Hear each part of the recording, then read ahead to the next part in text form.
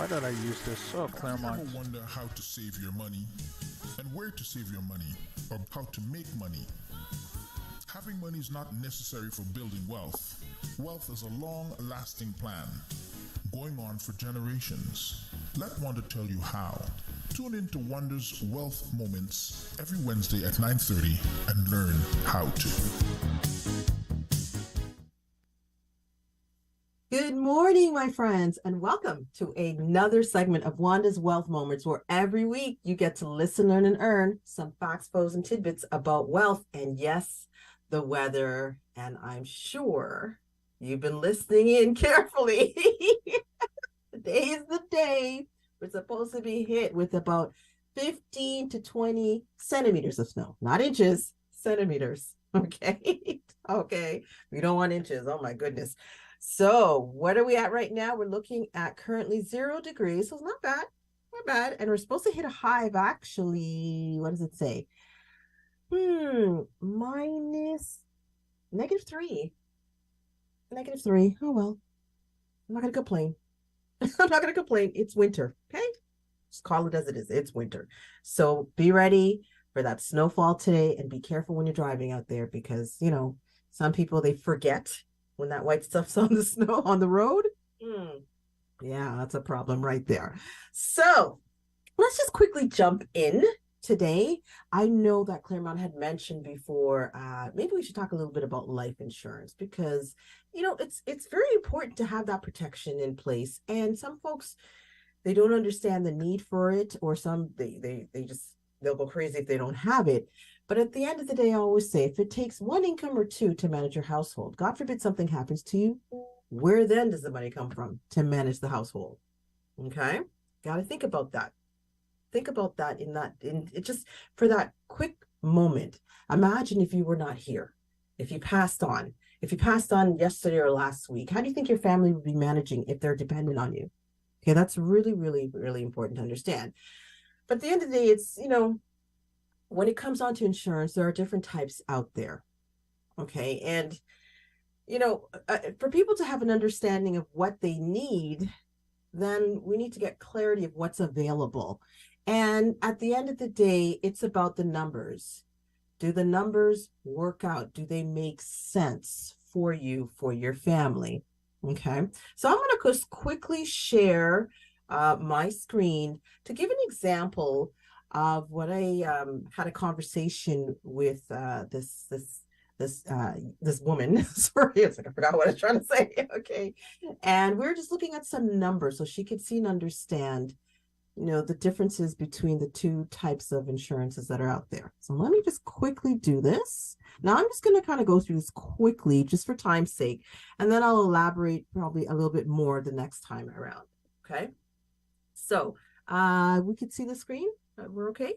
Okay, perfect. Okay, so we have a 57-year-old female, and all she wants is $30,000 of coverage for final expenses. Okay, with all things being said, everything else is in order for her. So she was just looking to have final expenses. So we're looking at a 57-year-old female. All right. Now you have what's called term insurance, and then you have what's called whole life, universal life, variable life insurance, which literally is just insurance that has a savings component to it. All right, that's all it is. But it's how it works in the end, and if that strategy with having a life insurance with a savings built in is that feasible for that individual. And then you have the straight term insurance. All insurance ends, by the way. It all does end. It's just, when does it end? Is it a 10-year, 20, 25, 30? You know, it's a term to 100. What is it? Okay, but it all actually has an end date. So I explained to her really two concepts. One is buy term and invest the difference, which is a very good concept. I'm not knocking that. It does work. It absolutely does work. And then I also explained to her the term to 100 or a whole life, where it has a savings component. And I broke down the numbers. Okay, so let's take a quick look. So here's where we looked at a term 25. Okay, so it's term insurance. It ends at 25 years later. If she wants to have coverage beyond that, Keep in mind, she'll be 25 years older. So it's going to obviously go up in cost because she's older, she's more at risk. So by term invested difference means you have straight term insurance on one end, and your investments are separate. They're outside of that. Okay, on the other side, whether you use an RSP, a TFSA, or whatever it is, you're investing outside of it. Okay, so with this term insurance, 30,000 of coverage is $25.33 a month. Okay, now let's look at a term 100, which is essentially permanent whole life. The cost is a little bit more. It's $63.04 a month. So you see a big difference right there. So let's quickly look at these numbers. All right. If the term is 25.33 and the term 100 is 63, the difference between the two is $37.71. If you were to take that $37.71 and invest it outside of the policy, so you've got your term 25 and your $37.71 investing, let's say in a TFSA, all right, and you're averaging at least a 5% rate of return yearly, okay, it's not guaranteed, but let's just say for example's argument's sake for this example, every year you see that growth, okay, $37.71 a month, and then yearly, and it's compounding, so you could see it's growing, not bad, okay. Now, in the term 100, you can see that it's 63.04. In the first 10 years, there's really nothing there. Okay. It's in the 10th year, you've got $1,700. So you're thinking, oh my God, where did all my money go in the first 10 years? It's gone. It's all gone, right? But if you look further down on the term side, by year 28, there's 19,000 in there.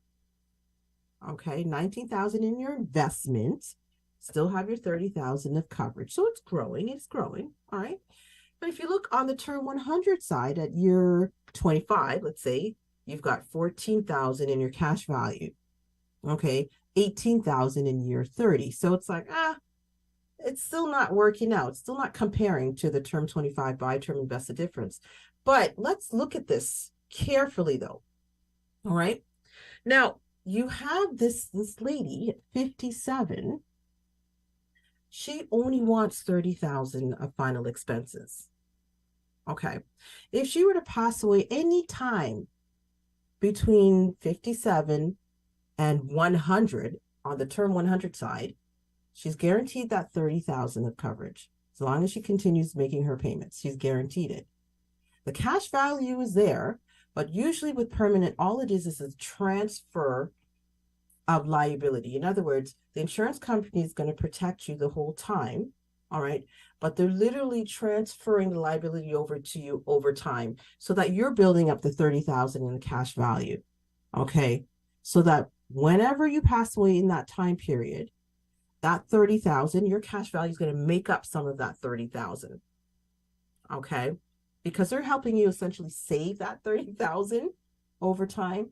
So that way it's really you that's taking care of yourself, okay, on the cash value side, on the term 100 side. With the term 25 though, if you see in the investment, 28 years later, you have 19,000.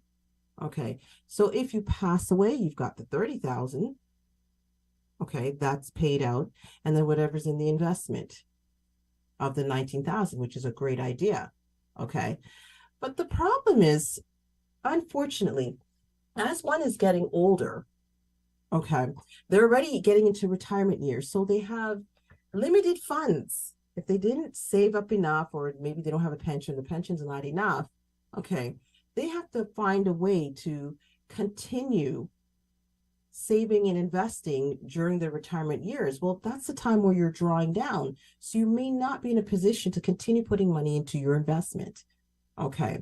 So now that's being the case after that 25-year term. Okay. You could see the cost jumps up significantly to $222 a month. Can you afford that when you're in retirement? Probably not. Likely you will not be able to. Okay, so this becomes a problem you need to look at. All right, what does that 57-year-old who now, okay, is 20 years older, so they're 77, hitting 80, they can't afford $222 a month. They need to live on that. They need to use that. Okay, so it might not be a viable option to purchase a term policy for somebody that's older. You might need something that's a little bit more stable. Okay, you're paying a little bit more, but you're guaranteed that coverage, even though you've got the cash value in there. All right. Now, I'm not going to continue on because I do have more. I'm going to break this up into a couple of segments. So this part we're going to go. So keep this in mind today. 57-year-old, term 25 or term 100. The cost goes up after the 25-year mark. Okay, so it jumps from $25 to $222 a month. Whereas the term 100, it remains $63 a month. All right, there is a cash value component, which is going to make up a part of the death benefit, the $30,000. Okay, at death, but you're guaranteed that coverage. So I know some folks are probably like, oh my gosh, this is the worst idea. No. We're going to look at the numbers. My next slides, when we look at it next week, you're actually going to see the breakdown of the numbers. All right. I'm neither here nor there. I'm all about numbers and transparency. You have to understand, does it make sense to you? Even if it's costly, some people will pay the price just to have that guaranteed security. Okay. Some people, no matter what you tell them, they will pay it. As long as they understand how the numbers work, then it's on them. They've got to understand that. Okay. So we're going to look at the numbers next week, and this should be a bit of an eye-opener for you when you see the difference. And then you decide for yourself which route is better for somebody that's older. We're not talking about somebody that's in their 20s and that has time on their side a little differently than that of a 57-year-old. We're talking about somebody that, mid to upper 50s and older. What do they do if they've had nothing set up or put in place from beforehand? There's different scenarios. I'm just giving you a couple for you to see. All right, that's all it is. Just enlighten you. And then you, from that point on, can determine what works best for you if you're in that bracket. Okay, so with that today, it's all I've got to share with you. Next week, I am so looking forward to going through those numbers. I'm sure it's spinning like, oh my gosh, what's happening? It's great. I love numbers. I love math. Right? It's just so exciting, right? I tell you, listen, facts outweigh opinion any day. Give me the facts and we can work with it, right? That's what it comes down to. All right, so folks, that's all I've got for you today. Next week, tune in if you want to see the difference with the breakdown. It should be exciting. If you've got questions, please have it ready. Hopefully we can answer them next week. But other than that, have yourself a wonderful Wednesday, wintry Wednesday. Drive safe out there, folks. It's supposed to be a little messy out there, so be very careful. And until next time, God bless you all.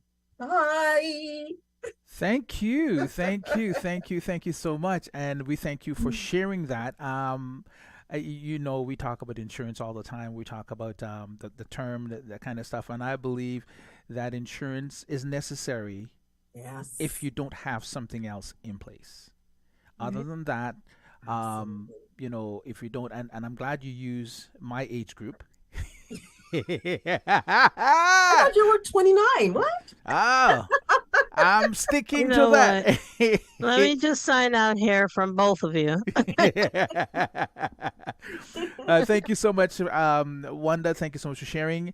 And we're going to switch over to Faye within the matter of 5 to 6 seconds. Thank you once again for sharing with us. Always a pleasure. Thank you. Thank you.